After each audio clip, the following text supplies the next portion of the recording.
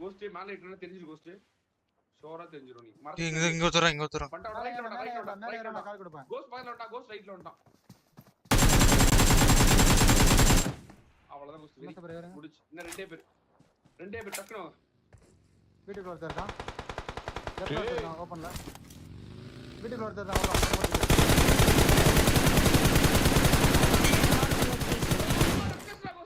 One HP bro, 1 HP.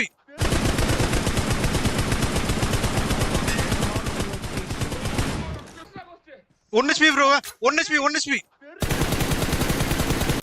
எட்டிடுவானா கேலி முடிச்சு அப்படியே இந்த கதவுல இருந்து அப்படியே போச்சு bro அவங்க கிட்ட ஐயோ